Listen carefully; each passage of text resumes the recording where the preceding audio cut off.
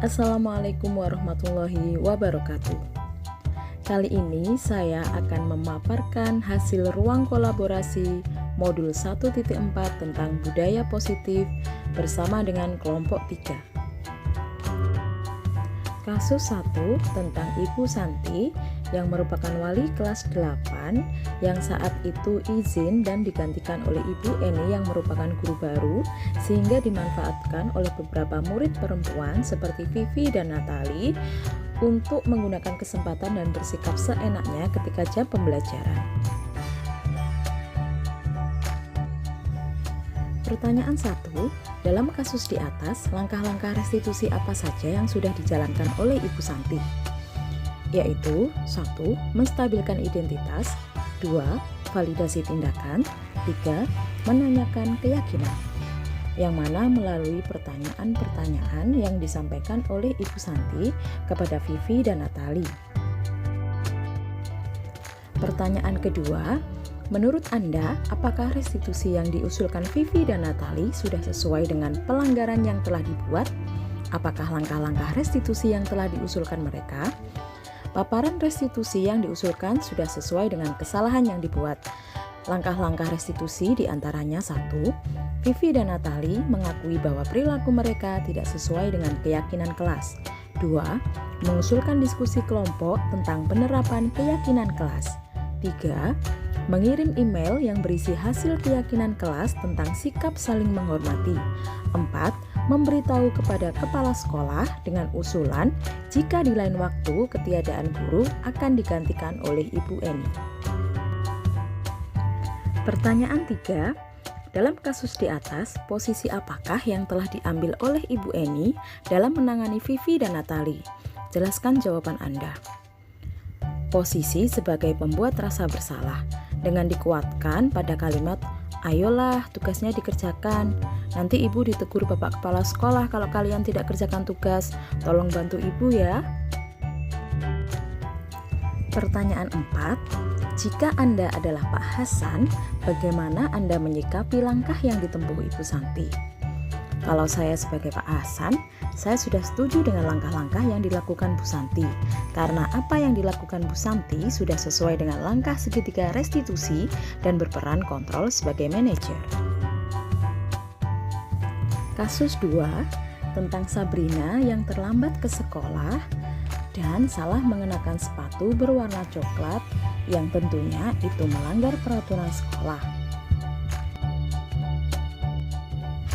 Pertanyaan 1. Dalam kasus di atas, sikap posisi apakah yang diambil oleh Bapak Lukman? Jelaskan apa indikatornya. Posisi Pak Lukman sebagai penghukum. Indikatornya yaitu dengan nada suara tinggi, menghardik, menjudge, memberi tindakan hukuman secara langsung dan tidak mau tahu. Pertanyaan 2. Bila Bapak Lukman mengambil posisi seorang manajer, apa yang akan dikatakannya? Pertanyaan-pertanyaan seperti apakah yang akan diajukan ke Sabrina? Jelaskan. 1. Apakah kamu tahu keyakinan kelas tentang peraturan memakai sepatu? 2. Mengapa kamu memakai sepatu bukan berwarna hitam? 3. Apa rencana kamu untuk memperbaiki hal ini? Pertanyaan 3. Kira-kira bila Anda adalah kepala sekolah di sekolah tersebut, nilai kebajikan apa yang ingin dituju oleh peraturan harus berwarna hitam? Bagaimana Anda menyikapi langkah yang diambil Pak Lukman mengenai kasus tersebut? Nilai kebajikan yang bisa diambil yaitu berdasarkan The Virtus Project atau proyek nilai-nilai kebajikan, diantaranya nilai keteraturan, komitmen, dan tanggung jawab, di mana nilai keteraturan tersebut untuk menyamaratakan bahwa tidak ada sistem perbedaan baik dari segi strata sosial ekonomi siswanya. Kemudian, tidak setuju. Seharusnya Pak Lukman menempatkan posisi sebagai manajer dengan menerapkan segitiga restitusi. Kasus 3 tentang Fajar yang acuh tak acuh dan bermalas-malasan saat pembelajaran bahasa Inggris bersama Bu Dani.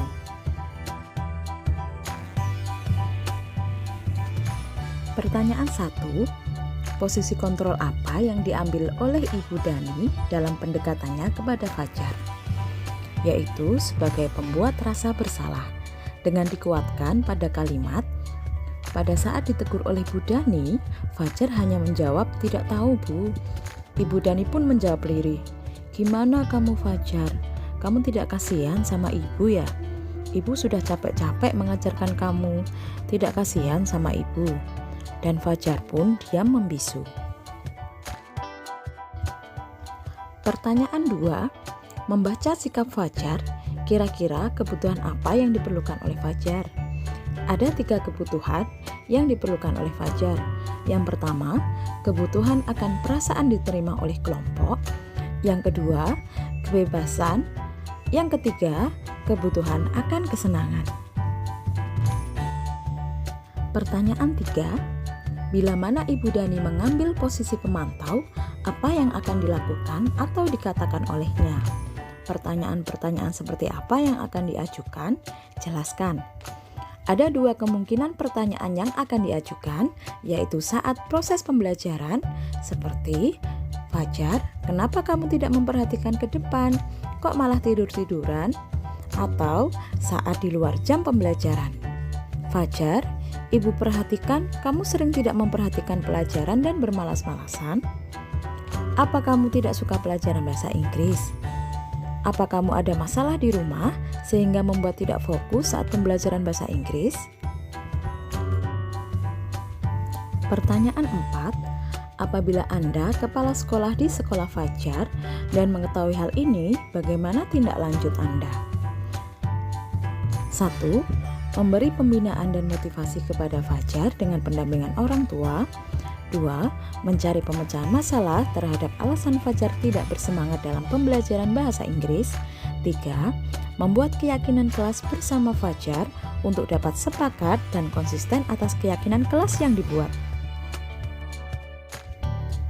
Kasus 4. Pertengkaran antara Anto dan Dino yang menyebabkan 3 kancing kemeja Anto terlepas. Pertanyaan 1. Posisi kontrol apa yang telah dipraktekkan oleh Kepala Sekolah Ibu Suti? Hal-hal apa saja yang dilakukan sehingga Anda berkesimpulan demikian? Posisi yang dilakukan oleh Ibu Suti adalah sebagai control manager. Hal itu ditunjukkan oleh adanya komunikasi semua pihak, menanyakan keyakinan sekolah kepada Dino, menanyakan kebutuhan Anto saat itu, memberi kesempatan kepada Dino untuk memperbaiki kesalahan, membimbing murid untuk dapat mengatur dirinya, menyelesaikan tanggung jawabnya, dan mengembalikan murid pada kelompoknya. Pertanyaan 2. Dalam kasus tersebut, bagaimana Dino dikuatkan? Bagaimana Anto dikuatkan oleh Ibu Suti? Dino dikuatkan dengan diingatkan tentang keyakinan sekolah yang disepakati, menanyakan apa yang bisa dilakukan untuk memperbaiki kesalahan, memberi umpan balik, dan solusi atas masalah yang dihadapi Dino saat hendak memperbaiki kesalahannya. Sedangkan Anto dikuatkan dengan menanyakan apa yang bisa dilakukan Dino untuk memperbaiki kesalahannya. Dari sini, Anto merasa dihargai, dilibatkan dalam pemecahan masalah. Pertanyaan 3. Kira-kira nilai kebajikan atau keyakinan sekolah apa yang dituju dalam kasus tersebut? Jelaskan. Yang pertama yaitu kontrol diri, agar kita tidak gampang emosi saat menghadapi masalah. Yang kedua, tanggung jawab, harus bertanggung jawab atas akibat yang ditimbulkan. Yang ketiga, pemecahan masalah, harus bisa memberi solusi terhadap masalah yang sudah ditimbulkan. Yang keempat, usaha untuk menyelesaikan masalah tersebut. Dan yang kelima dan keenam yaitu kedamaian dan persahabatan.